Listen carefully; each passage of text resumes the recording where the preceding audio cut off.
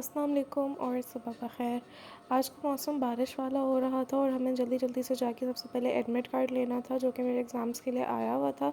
And it's been almost 1 week that I got the notification, but फिर आज जा रहे थे मुहर्रम के बाद, यानी कि 10वीं मुहर्रम गुजरने के बाद आज हमें निकलना था। तो सबसे पहले मैंने सोचा थोड़ी मौसम की वीडियो बना लूँ। उसके बाद वी वेंट आउट, मैं अपनी अम्मी के साथ जा रही थी और अभी टाइम हो रहा था कोई 10 बजे करीब और रोड पर अब इतना रश भी नहीं था।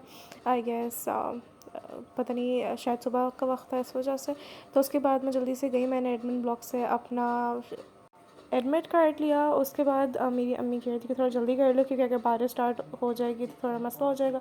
सो I took my admit card and this is the back gate of the library block.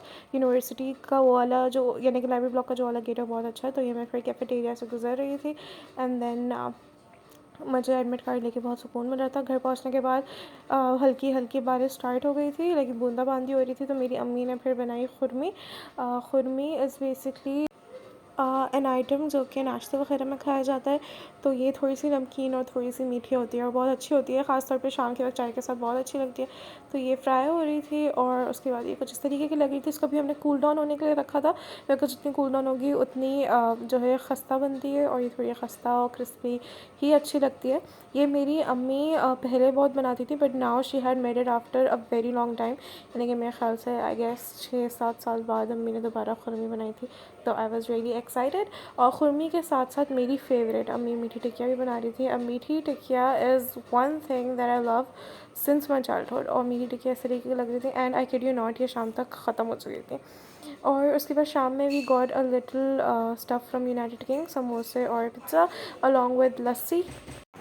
उसके बाद मैं थोड़ा सा पढ़ा था। पढ़ाई करने के बाद फिर रात के खाने का वक्त आ गया था। रात के खाने में अम्मी बना रही थी कीमा करेला।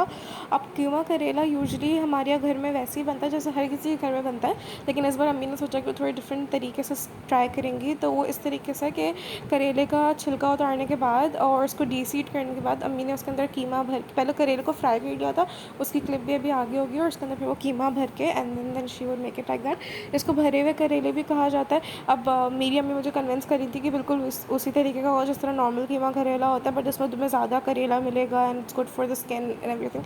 मेरी अम्मी मुझे इस तरह कन्विंस करी थी, लेकिन मैं ऑलरेडी कन्विंस थी बिकॉज अल्हम्दुलिल्लाह आई लाइक कीमा करेला। और मेरी अम्मी आजकल मुझसे कह रही हैं कि मैं खाने को लेकर बिल्कुल भी नाशुक्री नहीं करूँ, जो भी पके उसको मैं खुशी खुशी खाऊँ। बिकॉज इन दी एंड मेरी अम्मी कहती है कि तुम खाना खा ही लेती हो तो तुम फिर उस खाने के बारे में बोलती क्यों कि मैं ये नहीं खाऊंगी या वो नहीं खाऊंगी।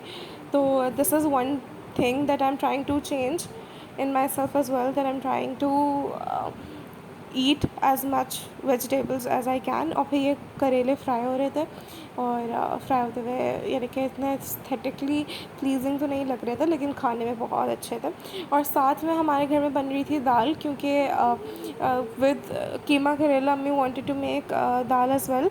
तो दाल बन रही थी माश की, रेस्टोरेंट स्टाइल, ढाबा स्टाइल दाल, और उस वो इस तरीके की लग रही थी। और कीमा करेला भी आपने पीछे देखा। उसके बाद फिर रात को हमें जाना था बाहर थोड़ी सी चाय पीने, तो हम यहाँ पर आए थे चाय पीने के लिए, लेकिन मैंने चाय नहीं पी, तो मैंने अम्मी का मग शूट कर लिया था, दैट वाज विद मलाई। और इसके बाद, या बलाई जो भी कहते हैं, उसके बाद हो गई थी रात। और रात को फिर आई डिसाइडेड टू स्लीप। मैं रोज़ाना जल्दी सोने की कोशिश करती हूँ, लेकिन थोड़ा स्लीप स्केड्यूल ख़राब हुआ है। So that was it for today's vlog. Do like, share and subscribe. आप सबका देखने का शुक्रिया।